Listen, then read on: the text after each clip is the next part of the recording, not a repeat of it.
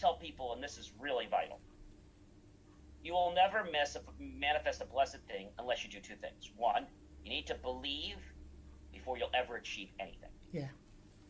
And the second thing you need to do, and I do it every single day and every single night, people think I'm crazy. Before I get up every morning, I spend about 5 or 10 minutes in my bed and I give gratitude. Yeah. Before I go to bed every night, I spend 5 or 10 minutes to give gratitude. Now you might say to me,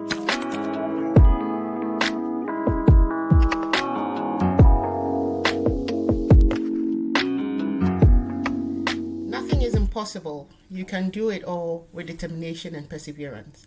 Welcome to another inspiring episode of Podcast with SHEILA, the podcast that is spreading positivity around the world by sharing inspiring life stories. Today, our guest is a man with many hats. He is a serial entrepreneur, an engineer, a marketing specialist, a talk show host, and the president of my local Chamber of Commerce. If there is more to him, we'll be finding out in a minute. Hello, John, and welcome to Podcast with SHEILA. Hello, Sheila. It is a privilege to be with you today, all the way from New Jersey, across the world from you. Lovely to meet you, John. And nice to meet you as well. Great. In brief, who is John? Where does he come from? A little background story of who John is before we set the ball rolling. So, I was born in New Jersey. I am a person that's always been inquisitive. When I was only, I'm going to say maybe about 6 or 7, and my mom would take me to department stores. The security people always thought I was up to no good, but I was just curious about how cameras, how systems work. I wasn't causing any problems, but I was just very inquisitive about things at a very young age. And I knew at that point that I probably wasn't going to work for a company because just my style doesn't align with being an employee. So went to high school, went to private, a Catholic school, which was my grade school. After that, I went to my high school, which was Newman Prep. And I remember taking a chemistry class and also a science class. And when I was a freshman, this lady, very nice lady, her name was Mrs. Burns. I don't know if she's still alive. Very nice lady. Mm-hmm. She was very hard on me. And she knew that I liked computers and stuff. And then she told me, well, there's going to be a class called Basic. I said, oh, beginner's all-purpose symbolic instructional code. I know Basic. She's like, you know it already? I said, yes. Maybe that was the wrong thing to tell her. Oh. Because within a few days, she came back to me and said that she spoke to Brother Ed. I said, is there a problem? Oh, no, we just had a discussion. And Brother and Ed and I agree that you're not taking Basic. I said, well, that's fantastic, because you already know it. So, that's great. Oh. I can help the others. She says, no, we don't want you to help the others. She says, they need to learn it on their own, and you don't need to do their homework. I said, okay, so I guess I have it easy then. She says, no. She says, I talked to him, and I'm taking a college course. Mm-hmm. And during silent study, we're going to rotate your time so that when you're normally supposed to be in silent study, you're going to be in my silent study. And I'm actually going to teach you Pascal from the course that I'm learning from Montclair State College. Wow. And I was like, oh. And my friends are like, oh, how are you doing with your Basic? I said, well, I'm not taking Basic. They don't think I should take it because I know it. And they're having me take Pascal. They're like, Pascal, what? Yeah, I know. It's some language where we have to start compiling things. And it's all kind of tricky. Like, oh, yeah, don't bother me with that. And so my teacher, who basically knew chemistry very well, physics very well, she knew that I liked computers. She knew that I liked technology. Mm-hmm. I was very smart. And she said, John, she says, what are you going to do when you grow up? I said, I don't know. Do you like technology? I said, yes. I said, but I'm not going to do that. That's just a hobby for me. She said, what do you mean? I said, I'm not going to do that. I have fun doing technology. Yeah. I love computers. I love technology. She says, you're not going to do that? I said, no, I'm not going to do that. So, long story short, she talks to me over and over again and keeps trying to motivate me. She says, I think you're very smart. I think you should get into a college that has a computer program and engineering. And one thing led to another, and before you know it, I'm going to a university, getting my degree in engineering and writing software and code and all kinds of stuff. And I remember being in my sophomore or junior year. And when I was only probably in my second or third grade of grade school. My parents opened a business for my mom, a dry clean plant. And by the time I got to 8th grade, I wrote software and technology to help them run their business. But when they got into their years, I'm going to say it was probably my freshman or sophomore year, my dad calls me up. He says, how are you doing? I said, I'm doing fine. He said, the computers aren't working. I said, what do you mean they're not working? So they're not working. I said, what do you mean by they're not working? Well, they have a little light on them. Said, what kind of light? Is there anything on the screen? What's a screen? Okay, there's a keyboard. What's a keyboard? That's the thing you type on. Above that, there is a little box. That box has little blinking lights on it, has characters on it, and it has words. Yeah, it's just blinking. Oh. I said, it sounds to me like you probably have a bad battery. Where do I get the battery? So I told him to go bring it to the local computer store. At that time it was CompUSA. And I said to him, look, I said, go there. They're going to rip you off. It's $50, and they're going to charge you $100 to change the battery, but just do it. So he goes out there. They give him an estimate. Says it's going to be $75 to do the analysis. Gets back to me. A day or two later, he says, John, he says, they gave me an estimate. I said, okay. I said, how much is it going to be? He said, it's going to be $1,900 plus tax. Oh, wow. I said, $1,900? Wow. What are you, buying a whole new computer? No, they said the motherboard's bad, and they're going to have to change it, and it's a lot of work. Oh, I said, tell you what, tell them to hold on a minute, because I'm going to be, and I came in every Friday and when I was in college to help the business. Came home, managed the business, and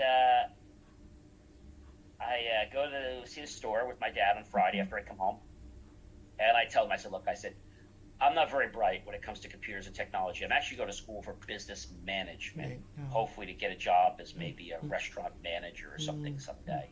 So I barely even know how to turn a computer on. But my friend's very intelligent, and he gave me this little, I don't know, metal thing. He said that if we try to find a spot, we should be able to change it.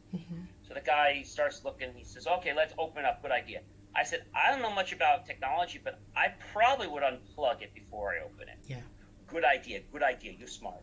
I go get a screwdriver. He comes back, opens the thing up. He says, well, where do you think it is? I said, I guess we have to just kind of hunt and find where it goes. It's probably a spot that looks like this circle. So we find the spot. He goes, well, how do you think we put it in? I don't know. I said, maybe there's a clip or something that loosens it. And so we do that. He says, you know, you're right. He says, I think so. As I tries it. Yeah, I said, maybe we just push that. Yeah. Oh, wow. I guess it's going to. Well, how do you think we put the new one back in? I said, I don't know, but I would guess if it's a spring, we probably push it back in. Good idea. Oh, you're right. It worked. So he says, let's turn it on. I said, I probably put the cover back on him before we plug it in. Good idea. And so he turns it on, and he says, you know, it's not going to work because, you know, the motherboard is bad. And I said, I know, just humor me. So they turn it on, comes up with the post power on self-test. It goes through everything. He says, I said, it's booting up. Hold on a minute. I get my manager. Long story short, we bring the manager over, and the manager says, okay, that'd be $1,950 plus tax. Excuse me?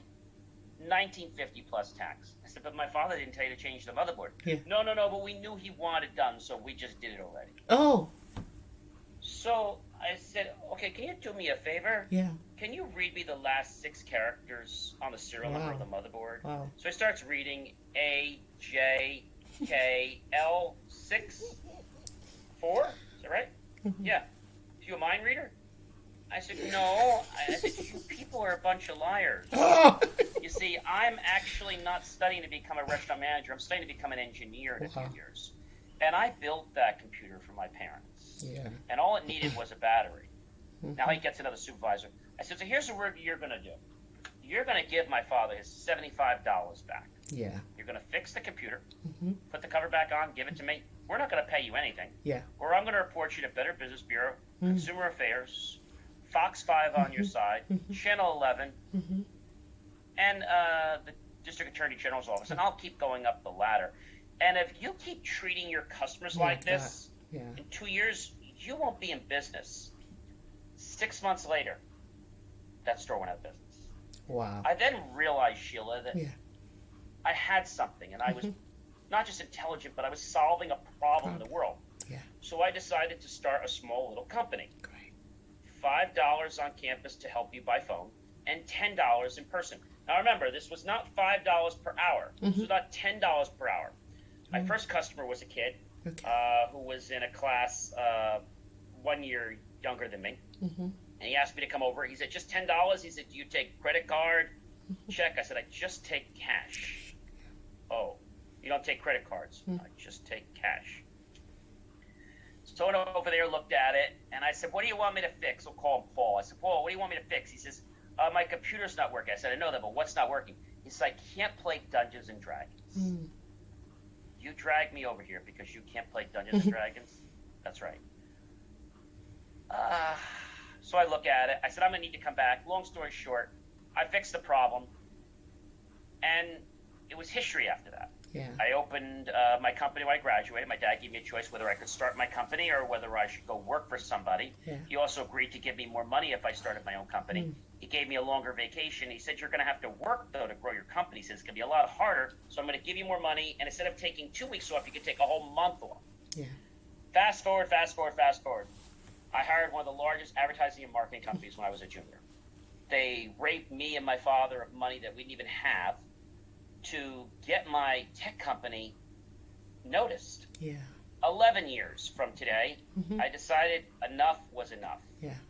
And I walked into their office after spending $150,000 on a Xerox print production press and said, guys, we had a great run and we're done. Yeah. They'd understand it. Fast forward. You're fired. Yeah. You're fired. Your team's fired. Your company's fired. So again, not going into all the details, but I realized that I now went from being a business owner, being an business owner, to an entrepreneur, which solves problems based on passion and loves to do what he does. And then I realized I had another problem. But rather than complain about it, Sheila, I opened another business to solve that problem. A full marketing, print, production, graphic, media, and digital design company. And that's a little nutshell about me. Well, that is a whole lot, and the number of questions I want to ask you, especially when you started talking about when you go to the supermarket, you try to know how things work and stuff like that. We're a bit inquisitive. My son is like that, and anytime. Oh wow! Yeah. What's your son's name, Sheila? He's called Ceci, and he just turned. Very nice. Yeah. How old is he? 8. Very nice. That's about the age 6 to 8 when I was kind of like taking things apart. Even gifts my parents would give me, I would take them apart, radio, remote control cars, and repurpose them for other things. And sometimes I get a bit worried, especially when we are out and about and he's trying to find out how things work out. I try to stop him because I don't want him to accidentally break something, But as you were talking, I was beginning to get the clue. Probably he wants to know how they work because it's going to impact his life in the future, or something he's going to do. Exactly. And as long as you don't touch anything, as long as you're looking, there's nothing wrong with that. So my next question is, how do you encourage or feed the interest of a child who is this inquisitive? So if I, let's say, flash back to when I was probably 5 or 6. Yeah. You remember the phrase that adults would always say, children are meant to be seen and not heard. Yeah. You probably heard that before. Yeah. And that's rude. It's very, very rude. Yeah. And my parents were never like that, but some of their friends were like that. Okay. And what I would share with you is that you're discovering your passion from the day you're born. Okay? And one of the reasons that I stepped where I was that I kept letting people, parents, friends, other adults, leaders, program my mind. So I got certified in neuro-linguistic programming and also hypnosis. And one of the things I would tell you is that when your son or daughter is at that age, any age, basically after they're born, they're very volatile, meaning that you don't realize that what comes out of your mouth and what you do with your body actually sends very priceless signals to your son. You see, if you're a person that supports him and says, you know what, Ceci, this is great. I just bought you electronic kit from the local store so you can experiment and play. You're feeding his creativity, his enthusiasm. My grandfather, what he did for me, and God rest his soul, He died when it was only going to be my second year. I was in second grade at Thanksgiving. And every single first Friday, is what we did at Catholic school. You know, we had mass, and then you get picked up at 12 o'clock. I used it as an excuse to go home early. But and the teachers had a convention. But what my mom would do every first Friday, she said, well, let Grandpa pick you up. All right, I don't care if he picks me up. Where wants to take me home? So he picks me up. He says, well, what do you want for lunch? I don't know, maybe a sandwich. Great, Grandma will make it for you. Okay. He says, what do you want to do today? I don't know, Grandpa. I just really want to get something to eat. You have homework? No, I'm good. All right, well, why don't we take a ride? So we take a ride. And we go to Rickles. Now, you may or may not remember Rickles. They're not in business anymore. Rickles and Channel. Right now, you know, Home Depot and Lowe's. Well, they were like the beginning of that. Different owners, obviously.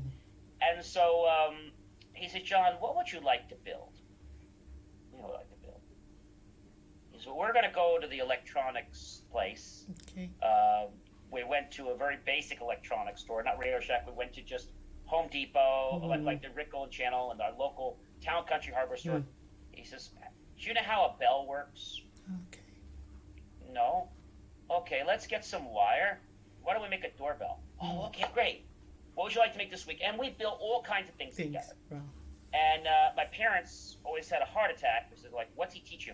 Well, he says I can play with any wires I want, any controls I want. I just have to promise him that I'm never going to touch electricity with this. Yeah. That was the only... And he was amazing, Sheila, because he inspired and put this thought in my head. I didn't realize what he was doing, but he was really nurturing my creativity. My grandfather is probably the only person that told me the words, you can do it. He never said you can't. Yeah.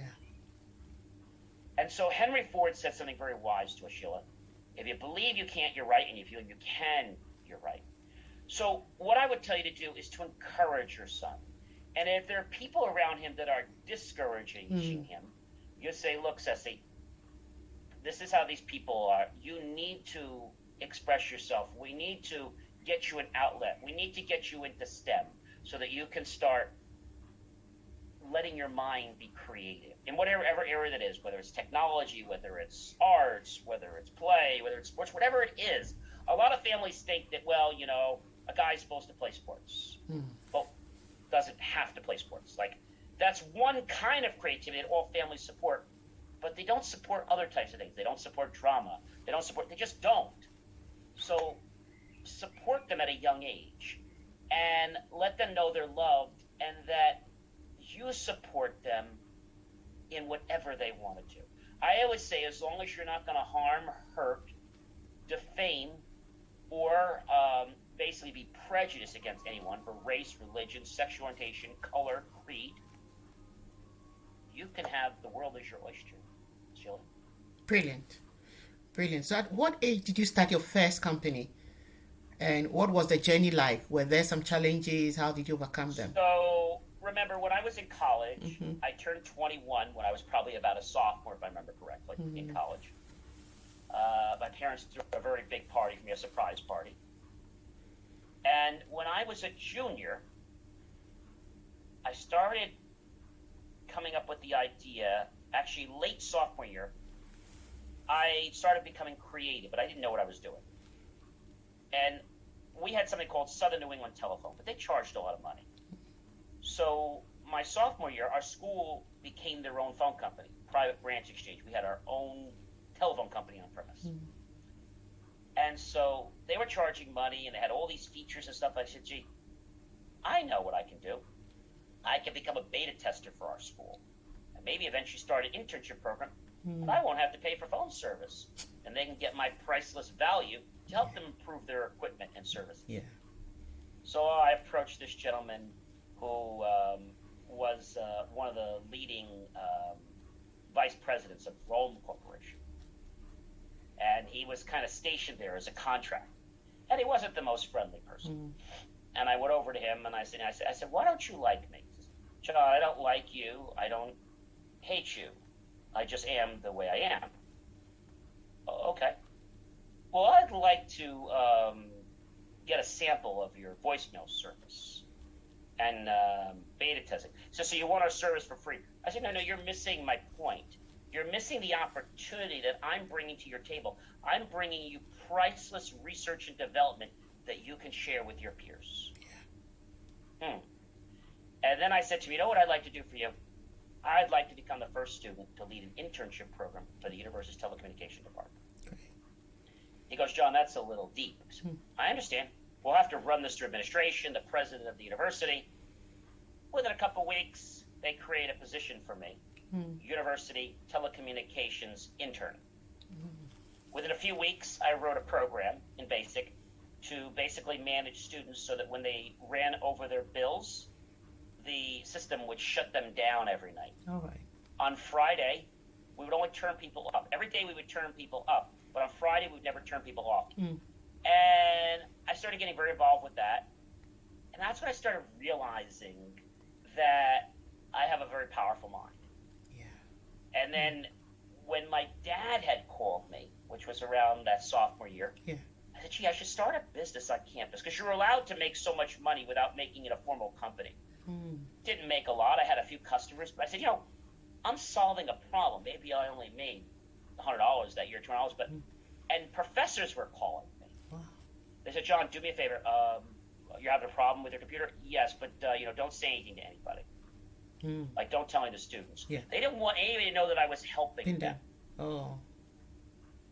And when I got to my junior year, I realized that I wanted to start a company, like a formal company, but I didn't know how. Yeah. When I graduated, that's when it happened. And I pretty much was led down a path. And before I graduated, I was actually the vice president of finance for my student association. I remember one night, SHEILA, the administrator said to me, John, you're going to give a check out to this gentleman tonight for the show. Can you make it? I said, okay. He gets a check for $40,000, 2 checks, 20 and 20. So I said to her, for what? Oh, don't worry about it. It's already approved. It's already from the student's fees, so don't worry. We approved it. You just have to bring the check. It's already done. Okay, so I wanted to know, who are we paying $40,000 for a student event? Yeah. And there was only like 50, 60 students signed up for this event at our theater. So I do some research on him, and I find out he's a stage hypnotist. I said, oh, jeez. So I figured out what he does, and how he humiliates people. And I approached him that night. Said, hi, sir. I'm John C. Morley. I'm also the VP of Finance here. And I want to let you know I did my homework on you. And I know what you do for a living. And you are not going to embarrass me or any one of my administrative staff, because you see this check I'm giving you for 20 grand? It'll bounce so high you'll never be able to see where it went. And the second check that you think you're getting at the end of the show, you're not going to get. And if the money doesn't really catch your attention, I've got something that will. We're friends with all the schools, Harvard, Yale, UConn, etc., Pennsylvania, and we're magically going to talk with them, and they're suddenly going to cancel their agreements with you, and your tour is going to suddenly have no one to visit.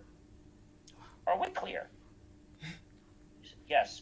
I am so glad we had this understanding. Wow. Listen, I wish you a great show, Doctor, and I can't wait. So let's see what you have to show us. So the show starts, and then the show ends, and we come back up, and I said, sorry, it was a really great show. He embarrassed some people. I said, very professional, and as promised, here's my second check to you, and I'm going to recommend you to our other departments in the school, because I think it was very entertaining. About a week or two later, I decided to buy his book. Read his book, bought the audio cassettes, and then I decided to take SHEILA Method, which, if you don't know, is a mind course. But you could pay it once, and you could take it for life. I could keep taking it forever and ever. There's never another charge. So then I realized, SHEILA, after I graduated, that I am paying people to help me achieve goals. How can I achieve my own goals, SHEILA, without paying people? Well, if I'm an engineer, how do I become an engineer of my mind? I get it. I should get certified in neuro-linguistic programming and also hypnosis. And then when I graduated, I realized that I should manifest my first goal. And that was getting my first luxury car. I did it by putting it on my screen, by driving it, by feeling it, by experiencing it. Every single night, I took a proverbial drive in my new car. Wow. 6 months later, that car was sitting in my driveway. Wow. So I started realizing that the mind, Sheila, is very powerful. But you see, a lot of people in our world will try to discourage your mind because they know once you, your son, your daughter, your family, anybody gets a hold of the power of the mind, it's a snowball effect. And nobody can stop that positive inertia. Let's talk about the power of the mind. I'm interested in that, and I believe other people will be interested as well. Sorry, because everybody wants to dream of something and actually feel it. That's exactly right, Sheila. So before you can manifest something, people say to me, John, think you're this, think you're rich, think you're that, think you're healthy. Great that you want to think it. I mean, thinking is great. Yeah. But we have to connect our heart to our brain. Yeah. If we don't do that, nothing's ever going to happen. So just so you know, you have to feel it first, and then you'll manifest it second. Mm-hmm. A lot of people work on the outside of life. There's nothing wrong with that. It's just that you can't work on the outside until you work on your inside. Exactly. That makes a lot of sense. You can never work on your outside until you work on the inside. Because it's whatever is inside that comes out. So. Exactly. And what it is it might take some time before you start to believe and you start to understand that. But I like to describe it as a slow percolation. I'm not a coffee person, but it's like a slow percolation of, bristling enthusiasm. Mm-hmm. And so when it happens like that, the coffee pot or whatever you're brewing doesn't go all over the floor. But if it was to bristle too much, you'd have a mess, right? Yeah. Just like if you poured soda in a glass, you have to stop, right? Because of the fizz, the carbonation. So life is a delicate balance between what we have today and maybe what we want tomorrow. But what I tell people, and this is really vital, you will never manifest a blessed thing unless you do two things. One, you need to believe before you'll ever achieve anything. Yeah. And the second thing you need to do, and I do it every single day and every single night, people think I'm crazy. Before I get up every morning, I spend about 5 or 10 minutes in my bed and I give gratitude. Yeah. Before I go to bed every night, I spend 5 or 10 minutes to give gratitude. Now you might say to me, John, well, what do I give gratitude for? Well, if you can't think about what to give gratitude for, why don't we start with something very basic like the fact that you're alive? Exactly. And if people can't get that, then I have a little device I've created for them. It's called the alphabet. And I tell people to start with the alphabet. Take the letter A. What are two things you're grateful for the letter A? Well, I'm grateful there's air in the universe. Exactly. I'm grateful that there is... You're alive. Yep, so we'll take a letter A. So B, we might say, I'm grateful for books. I'm also grateful for breath. Things. Clothes, whatever, something that begins with that letter. And you have to not only see it, but you have to feel it. You see, the reason most people don't manifest things in life, they get it up here. I'm rich. I'm wealthy. I'm great. Mm-hmm. Story I will tell you is I was 245 pounds not too long ago. I'm now down to 190 pounds, and I have 25 pounds more to go. I fired 6 trainers. I don't have a very strict diet. I basically do right now, I've dropped soda over 30 years. I only believe in water. I still have my alcoholic beverages here, but I only have water. Have my juices. And I focus on protein. So for lunch, today I had a burger on a salad with a little bit of salad dressing. And so what got me to that phase was the belief that I knew I could. Yeah. And the body starts to make pathways to how you can do it, because we have something called the RAS, a reticular activating system. The reticular activating system, I have news for you, ladies and gentlemen, wasn't designed to keep you successful. It was designed to keep you alive and safe. So you need to push the envelope a little further so that you can basically make the RAS feel comfortable to go off track a little bit. Otherwise, it doesn't like to do that. Yeah. so when people believe and when people are grateful, I say, John, I have nothing to be grateful for. I had a lady, she was in 3 marriages, she had 4 kids, she had 4 jobs. And she told me she was barely eating. I said, you're eating, right? Yes, I'm eating, my kids are eating. She said, but I'm barely eating. I said, but you're eating, so be grateful for that. Yeah. She said, John, no, but you don't understand. She says, oh, your mumbo jumbo is great, but it won't work for me. What do you mean, my mumbo jumbo? Well, no, I don't mean to call it that, John. I just mean, like your advice. I mean, you're a great guy and all, but you don't understand my family. Okay. I said, well, may I ask what I don't understand? Yeah. It's hard. It's complicated. Okay, well, would you give me 7 days? Just 7 days to do something every day. Would you do that for me? Oh, John, I don't know. I'm really busy. Yeah, it sounds like you're really busy complaining and worrying and causing more stress. And it sounds like you're getting deeper in debt. Am I correct on those things? Mm-hmm. Yeah, but I'm busy. Busy, like, what do you do right now? Well, I'm talking to you. What are you going to do when you get off the phone with me? I'm going to watch TV. So you're busy watching TV, and you're busy trying to basically infuriate yourself because you're not happy. Is that right? Well, no, John, I try. I try a lot of things too. You're not going to try. You're going to do. Yeah. So I explained to her about what you need to do. I said, what's one of the first challenges? Like, oh, John, I get bills every day. Okay. So why don't you be grateful for getting the bill? And let's start putting together a payment plan of how you can start to take those bills out. She said, but John, you don't understand my job and this and that. And I told her, just keep focusing, be grateful for what you had. And we went through this thing. And she called me 3 days. She said, John, she said, it doesn't work. I did 3 days. I did this stupid exercise 3 times. I didn't even do it 4 times. And it's not working. I said, I told you it's going to take 7 days before even a basic change happens. Yeah, but I don't have the time. I don't have the money. All right. Sounds like we need to do some breathing exercises. So we did some exercises, got her back on track. I said, just let's do this again for a few more days. She calls me back 3 more days. I said, how you doing? Oh, John, you don't know what happened. I said, what happened? She says, I lost my job. I said, oh, I'm so sorry. She said, oh, don't be. She said, because I just got another job that's paying me 4 times what all my 4 jobs were paying me. I said, well, that's fantastic. Yeah. She says, and you know my grandson that I never could see. I could see one of them. I couldn't see the other one. I said, I remember. She says, well, their family's moving back from Texas right to my state and town, so I'm going to get to see both grandchildren every single week. Great. Wow, that sounds like a great thing. Yeah. I hope you're being grateful for this. She says, oh, wow. She says, yes. She says, I'm being very grateful. And my landlord, that I rent from, I said, yes. She says, well, it costs me several $1,000s a month to be here with my kids and not even including the food. I said, okay. She says, well, they sent me a letter saying that they would like to help me and lower my rent to $350 a month.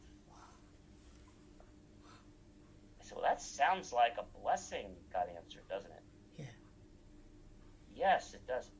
She says, maybe you're not that off the rock. I said, okay, I guess I'll take that as a compliment. Yeah. She says, I mean, you're not that off the rocker. Okay. She says, maybe I should do this every day. I said, if it's working for you, I would. Yeah. And I think the other problem happens, Sheila, is that a lot of people out there say to me, John, I'm trying to do something, but I can't. I said, why can't you? Well, because, I'm around this person and they're negative and they're always telling me down. I said, very simple thing you need to implement. No one has the right to make you feel inferior about yourself except for one person. You. Exactly. So when you're in front of these people and they're making you feel badly, don't accept it. Say, hey, look, I know you feel that way and you have a right to think that way. That's not who I am. And it's okay if you don't believe it. But if you keep talking like that, I really don't want to hang around with you. Exactly. You need to let people know in a polite way. And if they still bring your curtains down, you say, hey, I'm not feeling it with you. I really don't want to hang with you anymore. Exactly. And people are either going to change or they're going to go away. Yeah. Because when you align yourself with the energy for positivity, things that are not positive in your life will just fall away. That's so true. And I believe 100% in what you just said. And I practice it as well. And sometimes when people cannot resonate with your thinking or with the way they tend to say a lot of things about you. But the good thing I always say is that anytime you don't have those people in your life, good things happen to you. I had a gentleman from a prominent position in government, and we were doing something for a charity. We put together this whole local program, and he says to me, John, I want to see you. So I knew why he wanted to see me. He's usually never supportive of me. So I told him I have an opening. He said, oh, okay, when? Tomorrow? I said, no, I have an opening next week on Tuesday at 9 or Friday at 3:30. That's your first opening? Today's Tuesday. I said, yeah, I'm booked this week. Oh, well, I guess we'll take the Tuesday at 9. Sounds good to me. We'll see you then.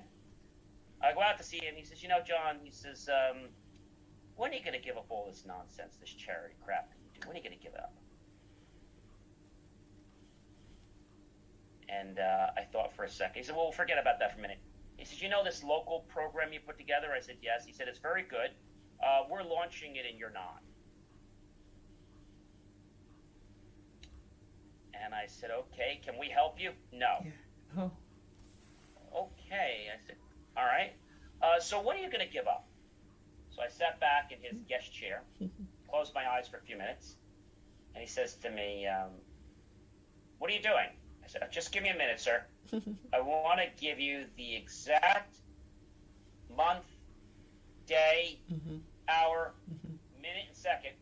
I'm not officially going to give up, so just give me a minute. I'm almost there. Oh. I open my eyes. When are you going to give up? I'm going to give up, sir. Okay, now you're talking.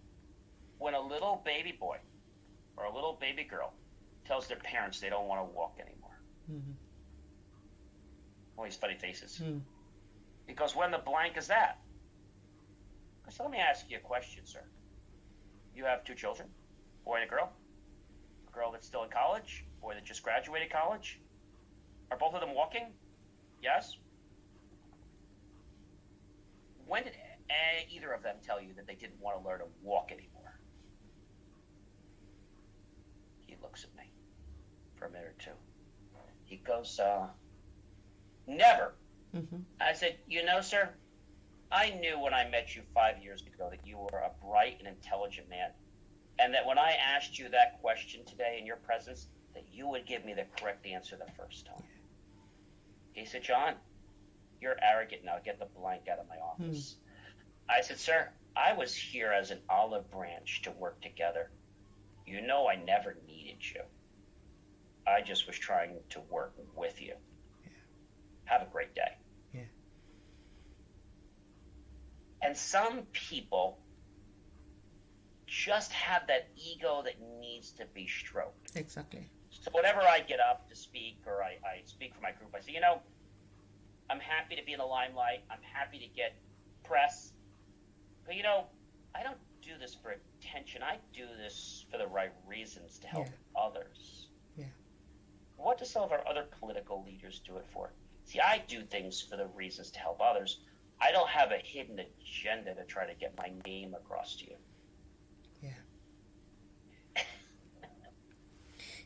I just got a clue from there that anytime you do things for the right reason, it doesn't matter the kind of attacks that comes from outside your walls, it never gets to you.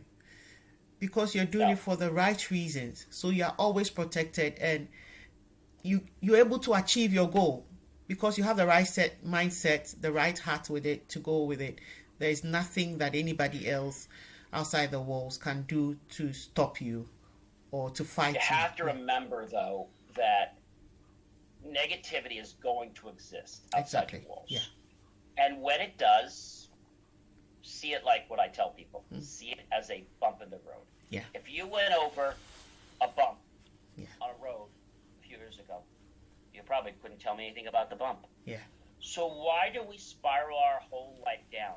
You get up in the morning, You stub your toe. Never happens to anybody. And suddenly, you start saying all these 4-letter words. You take a shower. You burn your arm or your back. You get out of the shower. You go to the kitchen. You pour orange juice. And you break the glass. And now you get milk all over your shirt and pants. Now you have to change. You change. Now you're going to be late. Now there's traffic. Now there's an accident. Now you get there. And the key client says to you, you know, we were actually going to go with you. But if you can't even manage your own life, how are you ever going to manage our campaign? Then you start to realize that a bump in the road is just that. Yeah. If you give it more attention than it deserves, it'll infest your life in a negative way. I'm smiling. What we think about most often. I'm smiling this big because just a few hours before we started the recording, I was talking to my husband about the same thing you're talking about. And he was saying, when something is happening in your life, don't give it credence. You know, because once you do that, then you're focused on it and you cannot perform. So just treat it as it doesn't exist. You don't let it affect you. And you kind of saying the same thing now. So is, you know, as you hear something earlier and somebody says it again and it's being emphasized, so it's like the thing you need to hear. Then the thing that's what I like to call it's not a coincidence. Exactly. Sheila. There are no coincidences in our universe. Exactly. And the funny thing is, this one gentleman who's in office just announced several months ago that he decided to step down and not run again. And you don't expect these things, but it's funny because I feel everything comes a 180. Exactly. And when we start to embrace things, when we start to do things for the right reasons, the world opens up to us. Yeah. The world opens up to us, and we can be a true divine creator.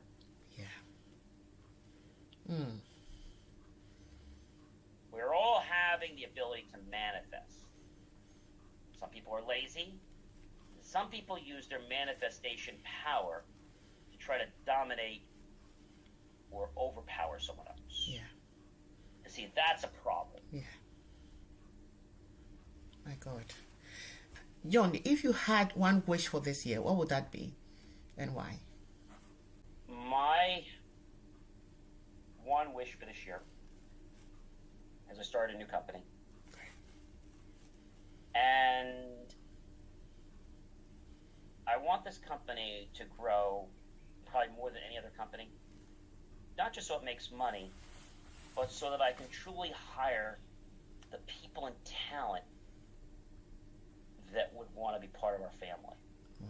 People that would want to make a difference and come to work not because it's a job, but because they see being in our organization a purpose of their life. Wow. What would your final message be as we wrap up to our listeners? Sure. My final message is I would tell everyone that you need to believe before you can achieve.